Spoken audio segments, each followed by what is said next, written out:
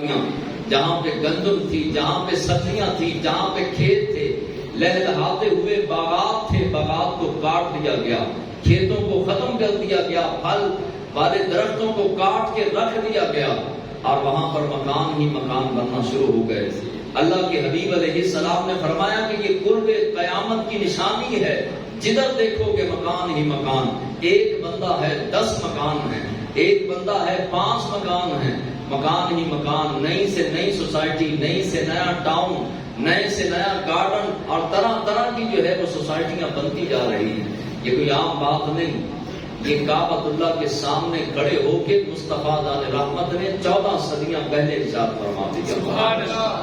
اگلی بات، حضور علیہ السلام نے قیامت کی نشانیوں میں سے ایک نشانی بیان فرمائی، فرمایا لوگ دنیا کی خاطر اپنا دین بیچ دیں گے، دنیا کی خاطر اپنا دین برائے فروخت کر دیں گے، دین کو بیچا جائے گا دنیا کمانے کے لیے۔ وہ نعت کی صورت میں دین بیچیں گے، وہ تقریروں کی صورت میں دین بیچیں گے، اور ایک چائے کی پیالی پر مسئلے کو بدل دیں گے، اور علماء حق جو حق کی بات کرنے والے ہیں وہ تھوڑے رہ جائیں گے، اور دین فروش جو ہیں وہ زیادہ تعداد کے اندر بڑھ جائیں گے۔ لوگ دنیا کمانے کے لیے، دنیا کے روپے کے لیے، دنیا کی آسائشوں کے لیے، دنیا کے پیسے کے لیے اپنا دین بیچنا شروع کر دیں گے، اور دین بیچنے والے وہ دنیا کے اندر تو دین بیچ کر کچھ نفع پا لیں گے،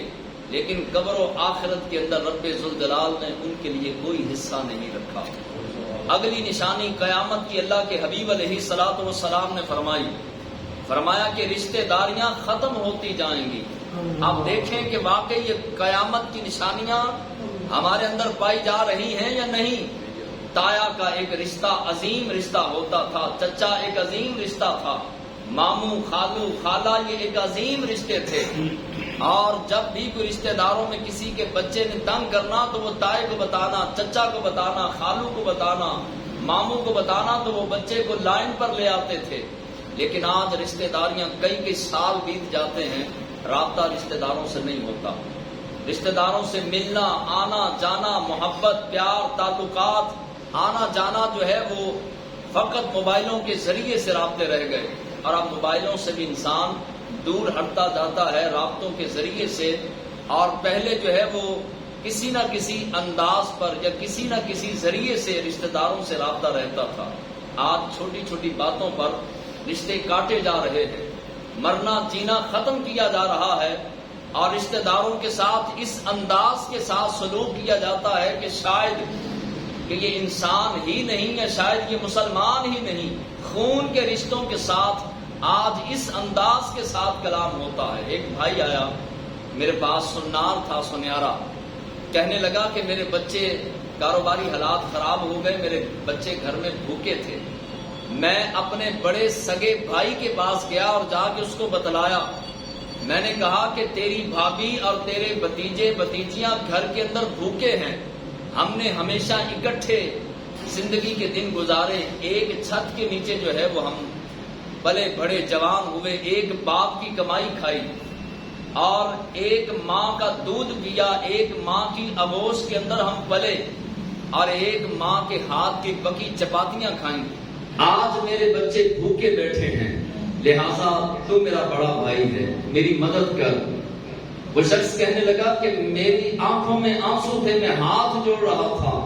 اس کے پاس اتنی گنجائش تھی کہ وہ پورے سال کا راشن ہمارے گھر پہنچا سکتا تھا، لیکن وہ کہنے لگا میرے خود حالات ٹھیک نہیں، میں تیرے بچے پالوں یا اپنے بچے پالوں؟ مصطفیٰ کریم صلی اللہ تعالی علیہ وسلم نے بتا دیا، فرما دیا کہ وہ دور اور تھا کہ ایک صحابی نے حضور کی بارگاہ میں پیش کی، اللہ کے حبیب علیہ السلام نے فرمایا کہ ساتھ والے گھر لے جاؤ اور ان کو جا کے دے دو، ہو سکتا ہے ان کو زیادہ ضرورت ہو۔ وہ سری ایک گھر سے چلی دوسرے گھر سے چلی تیسرے گھر، چوتھے گھر، ہر گھر یہ سوچتا رہا کہ ہو سکتا ہے کہ یہ سری